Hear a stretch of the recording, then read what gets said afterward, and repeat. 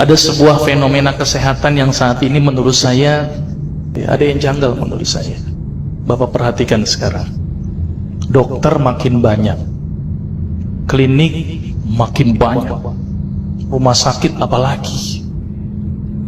Seharusnya dokter semakin banyak, orang sehat harus gimana? Harus banyak. Tapi apa kenyataan pada saat ini? Dokter banyak, klinik banyak, rumah sakit banyak, orang sakit banyak. Ini yang salah siapa nih Pak? Dokternya atau pasiennya Pak?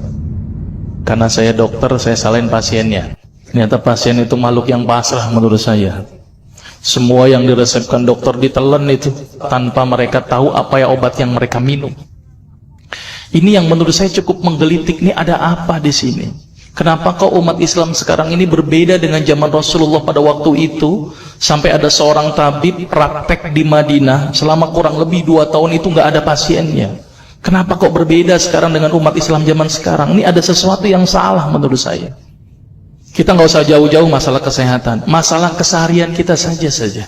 Itu ternyata sudah terjadi perbedaan yang luar biasa yang berhubungan dengan masalah kesehatan. Contoh, saya contohkan. Makan sehari berapa kali? 3 kali ya, katanya 3 kali. Padahal nih, ada yang mengatakan bahwa makan sebelum lapar, berhenti sebelum kenyang. Berapa kali berarti? Tidak 3 kali, terserah perut. Jadi patokan 3 kali sebenarnya dalam Islam itu tidak ada sebenarnya. Ada sesuatu yang aneh. Maka itu saya sempat berpikir, ini jangan-jangan ini ada sebuah kesalahan dalam diri saya. Maka itu saya setelah lulus dokter, saya melanjutkan kuliah lagi, tapi tidak ngambil spesialis gitu ya. Jadi saya ngambil kuliah lagi jurusan tafsir hadis gitu ya. Ketika belajar hadis itu banyak sesuatu yang menurut saya luar biasa yang tidak pernah dikupas. Ya, ilmu kesehatan yang luar biasa tetapi tidak pernah dikupas.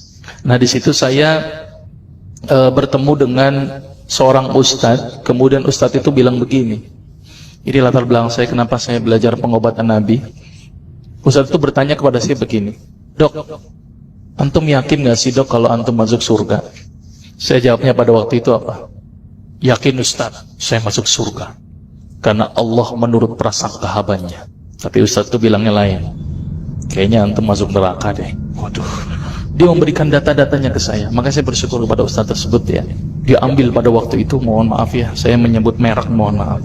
Lihat dong, Lovenox, obat yang dipakai untuk mengencerkan darah. Biasanya diberikan pada penderita penyakit jantung, stroke dan gangguan bekuan darah. Di situ tertuliskan kata apa? Porsin origin. Ada yang tahu porsin? Porsin itu isinya Pak, babi Pak. Saya bilang, waduh, berarti dok kalau antum resepin porsin satu pasien, antum telan itu obatnya, kira-kira ibadah orang tersebut diterima nggak sama Allah? Siapa yang dipersalahkan nanti? Diambil obat yang kedua, Actrapid. Apa itu? Insulin. Tulisannya apa? Human insulin.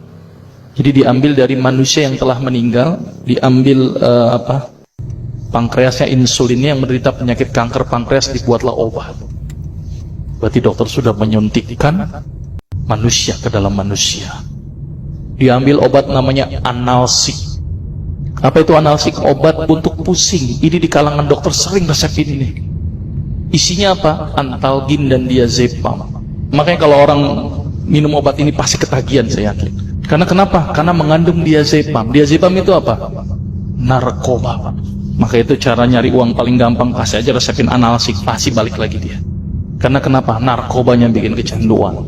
Diazepam, fatwa ulama bagaimana? Haram. Diambil lagi obat batuk, kodein. Maka itu kita minum obat batuk langsung hilang batuknya karena kodein. Kodein ini ternyata derivat dari narkoba. Berarti dokter sudah resepin narkoba. Diambil semua obat sirup di depan saya, lihat dok, ada nggak yang tidak mengandung alkohol? Semuanya mengandung alkohol. Sampai saya pikir, Masya Allah, berapa ribu pasien yang telah saya resepkan obat-obatan haram tersebut. Ini yang menjadi kegelisahan saya Pak. Terus kemudian saya melihat ada sesuatu yang salah. Kenapa? Karena agama Islam tidak dipelajari secara benar. Banyak umat Islam saat ini belajar akidah, belajar akhlak, belajar fikih.